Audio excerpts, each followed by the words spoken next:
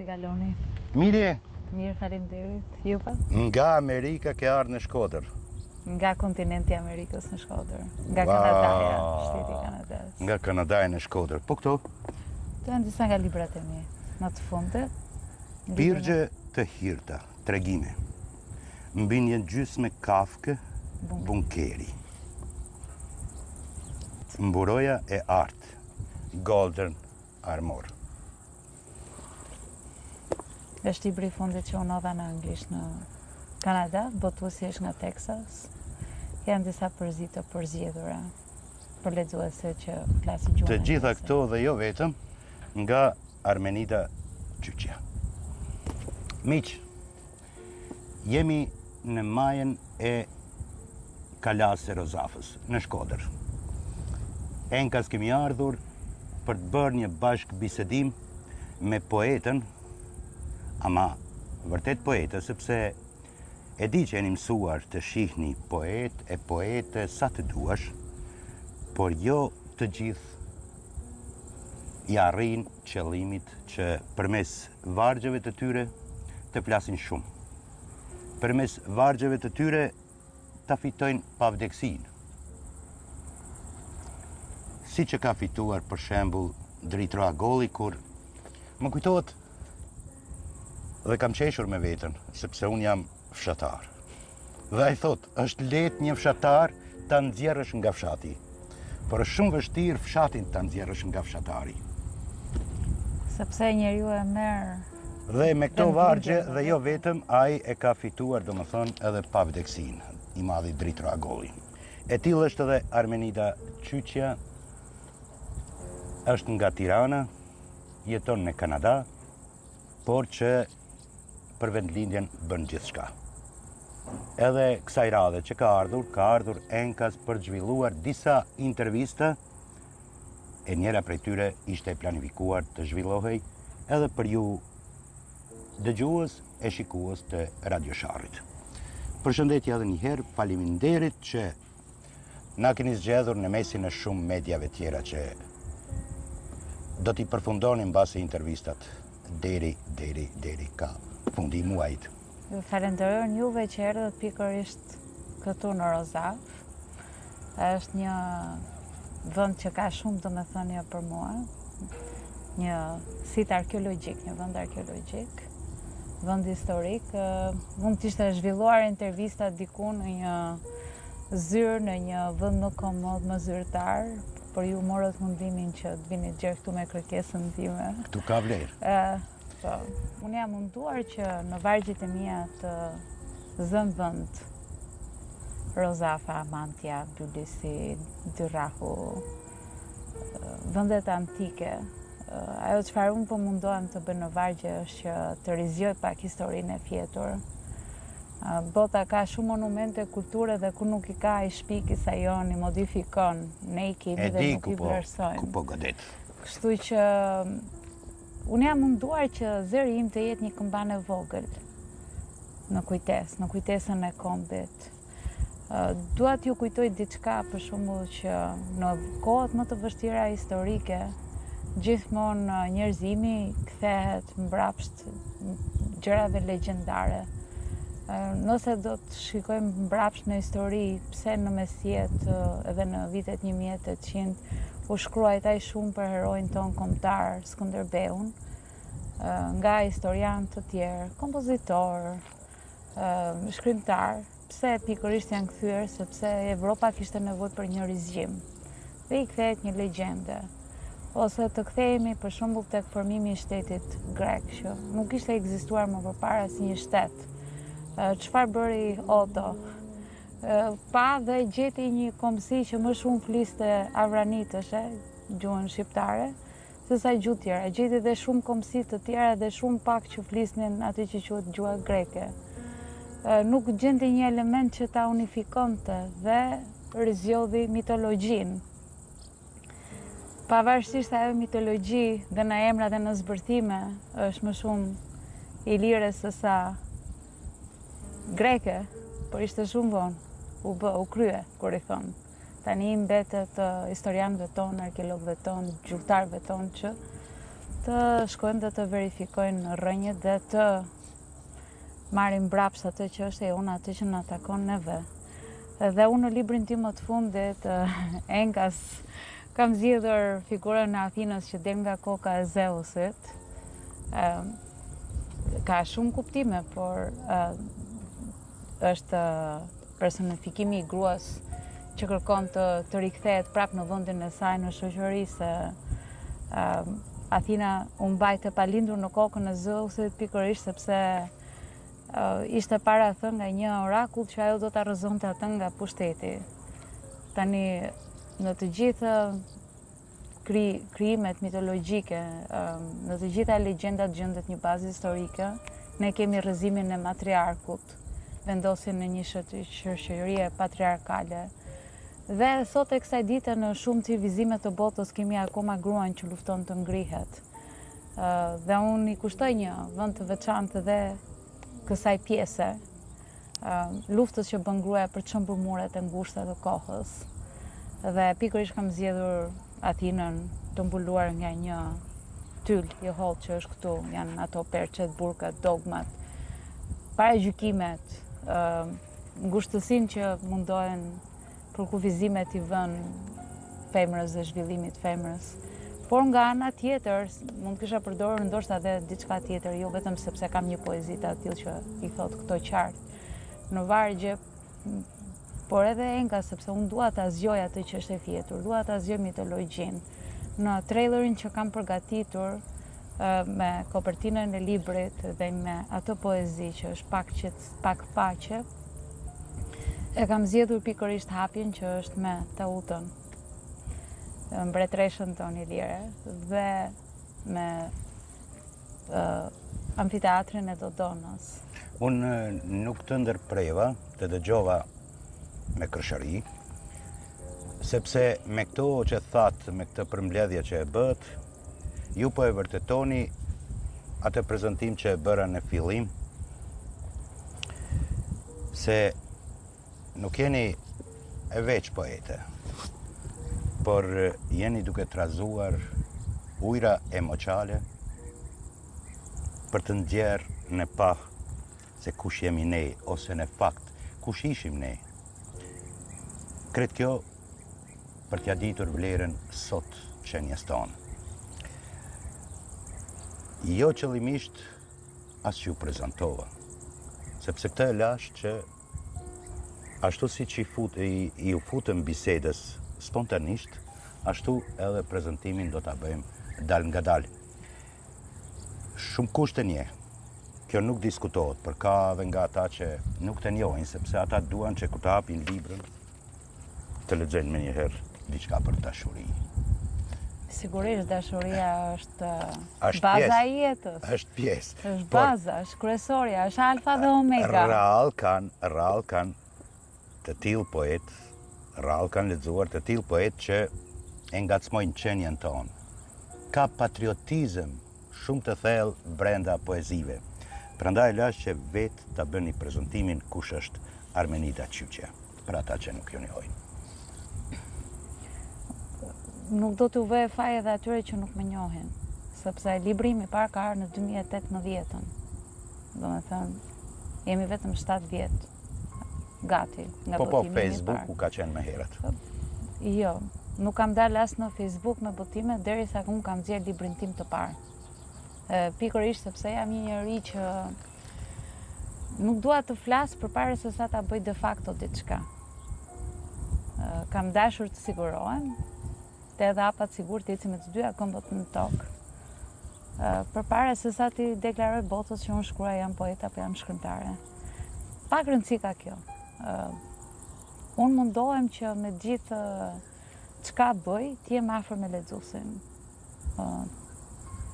Të jem afër dhe me mesazhet që dua të përçoj në shoqëri. Me çka çbon e ke nxjerr librin e parë atëre. Kur e ke nxjerr se unë kam shkruar që në shkollë mesme, që 14-15 vjeç, po unë emigrova. Jetoj për 30 vitesh në Kanada. Kam ikur 17 vjeç në Kanada.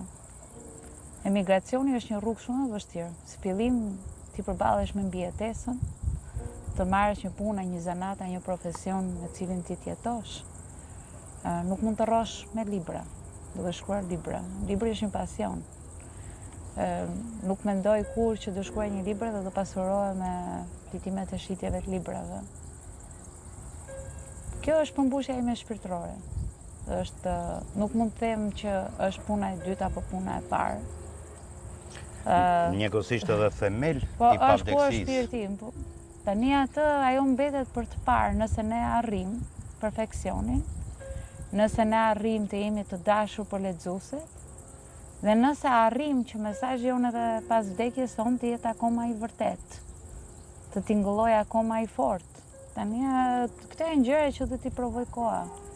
Ne jemi sot, mundohemi të jetojmë sot, ndërkohë që mundohemi të lëmë diçka dhe për nesër, por është koha që do na vërtetoj sa afër jemi në atë qëllimin tonë. Gjithsesi, unë mundohem fort të mbërthem tek e tashmja. Të jem tani një zë në kohë.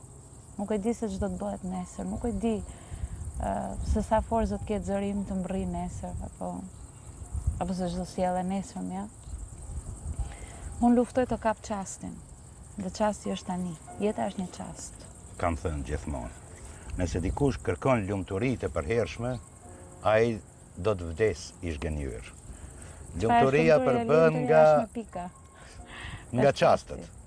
Çdo çast, sa më shumë çastet e mira që të rëmbesh, aq më tepër edhe do të përjetosh lumturinë, se përherë nuk ekziston. Folëm për poezinë, ndërkohë që mesazhet akoma dhe më të forta mundohen t'i përçën në prozë, në tregimet e shkurtra, në të dy librat me tregimi i vdekurit që qesh vetë nga titulli të thotë shumë. Pikërisht për këtë titull. Libri i fundit është Pirgjet e Hirta dhe prap titulli është i fortë. Si i vdekurit dhe si pirgjet, kanë prap një lidhje, sepse fjala pirg është një pirg, një pirg hiri, pirgjet e varreve. Ashtu si dhe titulli i vdekurit që qesh. Këtu deshta të të pyes. Aty është ku mundohen të gjurmët e mia në kohë. Shkurtimisht, çfarë nëmë kupton kjo, i vdekurit që qesh? I vdekurit që qesh, që nga titulli dhe që nga kopertina, maskat, fytyrat, që kanë atë të qeshurën ironizuese, satiristike. Janë edhe ata që përmes buzëqeshjes e fshefin vuajtjen? Po, libri është i përbërë me tregime që fillojnë që nga koha para komunizmit, si u vendos komunizmi, tragjedia kur e pati fillimin, që me atë ngritjen e parë të perdës filloi tragjedia. Dhe jemi gjërë në ditët e sotme që ne nuk po rehabilitohemi.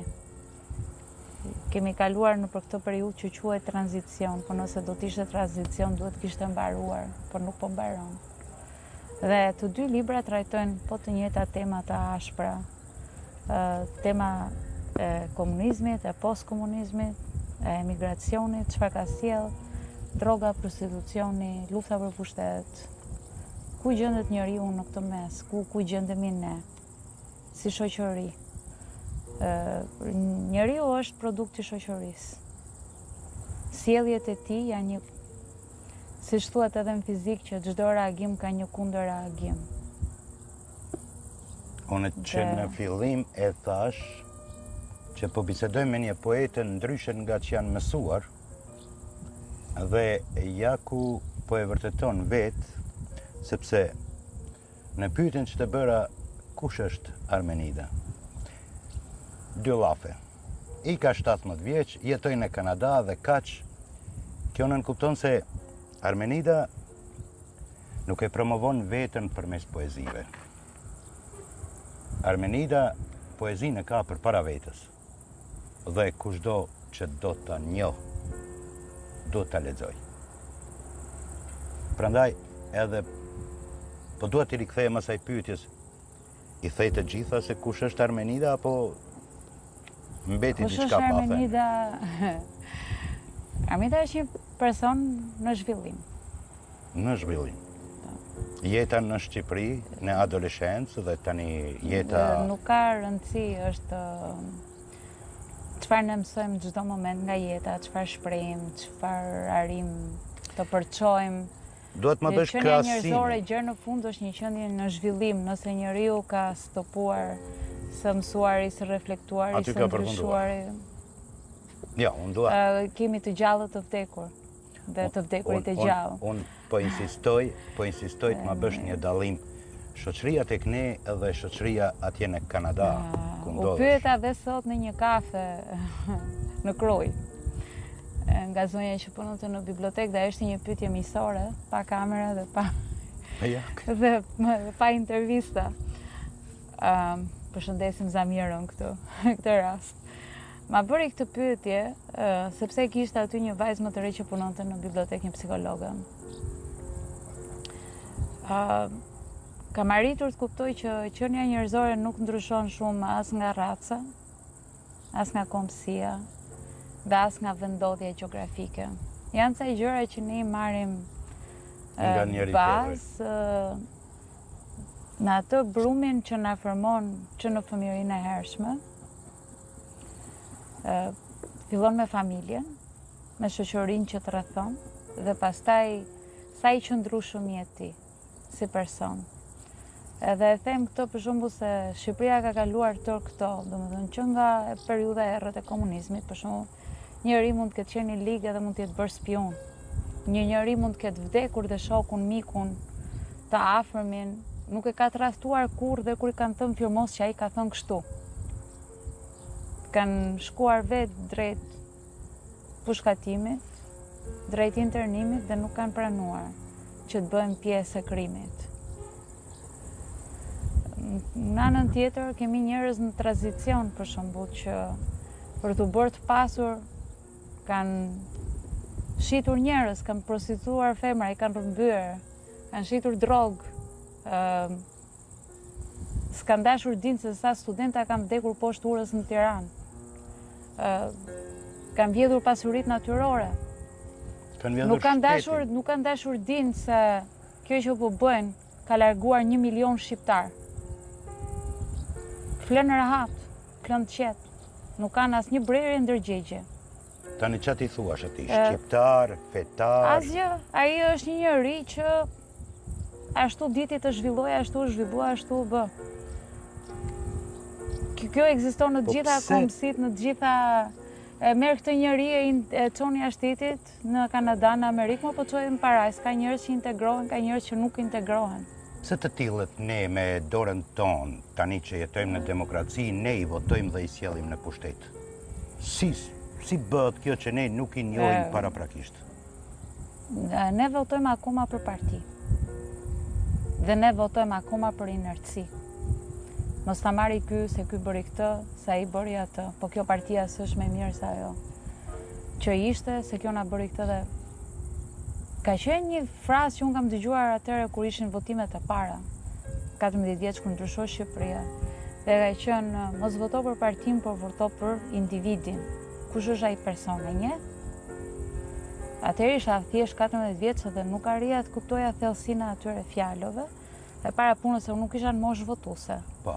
Por mendoja domethënë që të gjithë duhet votonin për Partinë Demokratike sepse duhet votonin për demokracinë. Shumë e drejtë, se vetëm a shumë mund bëjë ndryshimi, vetëm a shumë mund bëjë ndryshimi i sistemit. Por ja ku jemi sot, që edhe njerëzit që votuan për partitë e vogla, pa dashur ja dhanë votën, po asaj partie që është 12 vjet në pushtet. Sepse nuk u arrit që njerëzit të kishin shumë besim tek partitë e reja, sepse u punua dhe shumë, u bë dhe shumë propagandë kundër këtyre partive të reja. Megjithatë, me që po më jepet rasti, unë prap e kam thënë që në intervistën time të parë si shkrimtare, dhe po e them prap, votoni për transfuzionin e gjakut. Kemi nevojë për një transfuzion politik të gjakut, boll më me pasat 34 vjeçare. Këta element duhet të zbrapsen nga vija politike, na duhen njerëz të rinj në pushtet, nuk ka shumë rëndësi se çfarë partie i përkasin, na duhen njerëz që nuk kanë qenë në zyra, në ofiqe, në pushtet më përpara, na duhen njerëz të ri. Na duhen njerëz të ri. Ai që po e kërkon. Po ikën. Po Nuk ikën po se rri nuk këtu ka sepse ndryshim. po e glabron. Nuk ka Kjo ndryshim. këtu po e Nuk ka ndryshim. glabron.